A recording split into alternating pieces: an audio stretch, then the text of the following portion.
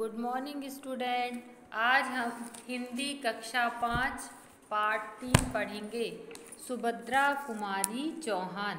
मैं रीडिंग करूंगी, आप भी मेरे साथ रीडिंग करिएगा। बच्चों, आपने यह कविता सुनी होगी।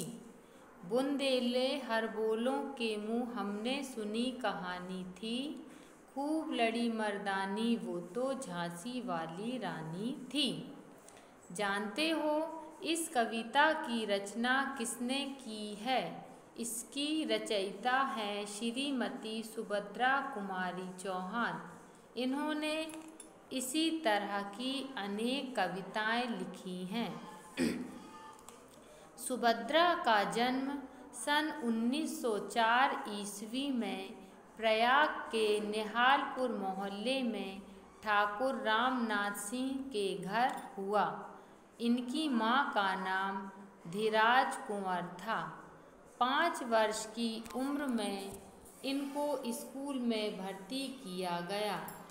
अपनी तीक्ष्ण बुद्धि और काव्य प्रतिभा के कारण वे सभी अध्यापकों की चहेती बन गई।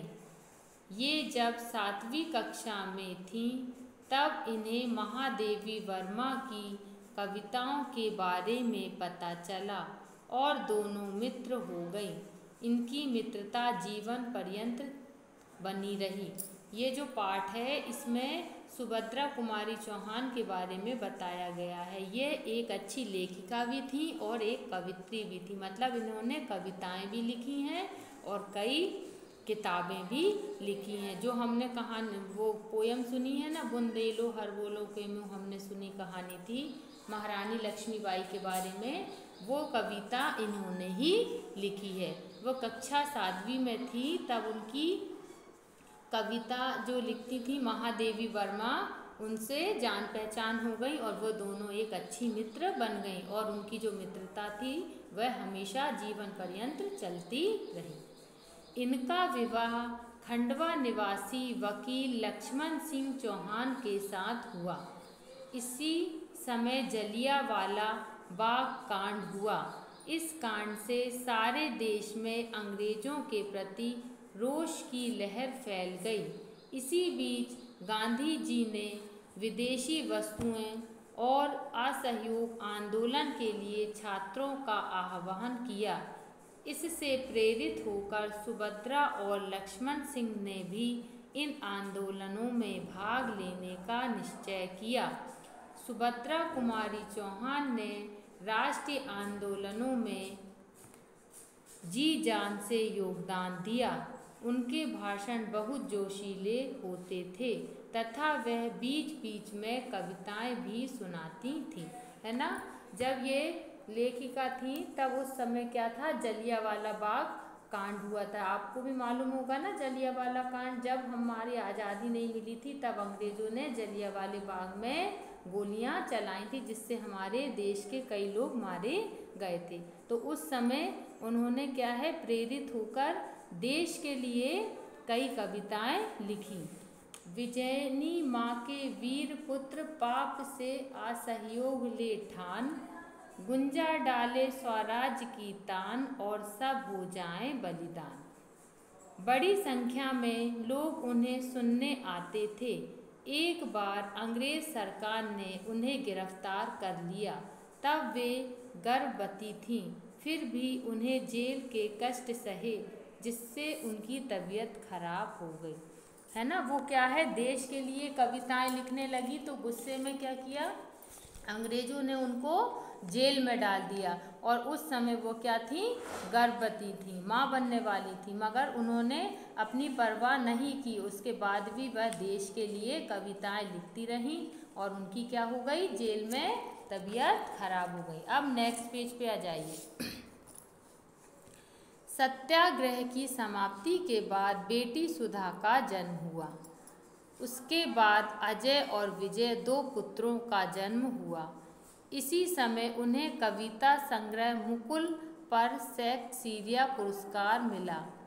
पदुमलाल, पुन्नालाल बख्शी तथा नर्मदा प्रसाद खरे के अनुरोध पर इन्होंने कहानियाँ लिखना प्रारंभ किया, है ना। पहले वो कविताएं लिखती थी, फिर बाद में उन्होंने क्या किया, कहानियाँ लिखना शुरू किया और उनकी कविता संग्रह को शेक्सपियर पुरस्कार मिला। जिनके संग्रह बिखरे मोती को छपवाने के लिए सुभद्रा को इलाहाबाद जाना पड़ा। इस संग्रह पर इनको पुनः शेक्सपियर पुरस्कार मिला। इसी समय वहाँ नरेंद्र शर्मा, केदारनाथ अग्रवाल और शमशेर बहादुर सिंह ने इनका संपर्क हुआ, जो इनको मौसी कहा करते थे। सुभद्रा जब भी इलाहाबाद जाती अपनी बाल सखी महादेवी वर्मा से अवश्य मिलती थीं। उनसे मिलकर उनका बचपन साकार हो उठता था। असहयोग आंदोलन समाप्त होने पर सुभद्रा समाज सेवा में कार्य में भाग लेने लगी। वह पुनः कविताएं लिखने लगी, किंतु कविताएं घरेलू जीवन से संबंधित होती थीं या बच्चों के लिए अधिक होती थीं, है ना। पहले जब हमारा देश आज़ाद नहीं हुआ था तब सुभद्रा कैसी कविताएं लिखती थी, देश के लिए। फिर बाद में जब असहयोग आंदोलन समाप्त हो गया तब सुभद्रा कौन सी कविताएं लिखने लगी, समाज सेवा वाली, बच्चों के लिए। देखो उनकी एक कविता ये भी है, मैं बचपन को बुला रही थी, बोल उठी बिटिया मेरी, माँ आओ कहकर बुला रही थी, मिट्टी खाकर आई थी, कुछ मुँह में कुछ लिए हाथ में मुझे खिलाने आई थी, तथा यह कदम का पेड़ अगर माँ होता यमुना तीरे, मैं भी उस पर बैठ कन्हैया बनता धीरे धीरे, है ना। ये दोनों कविताएं किसने लिखी हैं, सुभद्रा कुमारी चौहान ने। सन 1936 में ये मध्य प्रांत असेंबली की जबलपुर महिला सुरक्षित सीट से विधानसभा सदस्य निर्वाचित हुई, है ना। फिर उसके बाद जबलपुर की सीट से वो क्या, विधानसभा की सदस्य भी निर्वाचित हुई। ये साहस एवं करुणा की प्रतिमूर्ति थी। तरह तरह की सहायता के लिए लोग इनके पास आते थे। इन्होंने एक अनाथ बालिका को भी अपने यहाँ आश्रय प्रदान किया। इनकी बेटी सुधा का विवाह प्रेमचंद्र के बेटे अमृत राय से हुआ, है ना। इनकी जो बेटी सुधा थी उनका जन्म किससे हुआ, क्या विवाह किससे हुआ, मुंशी प्रेमचंद्र हैं उनके बेटे अमृत राय से।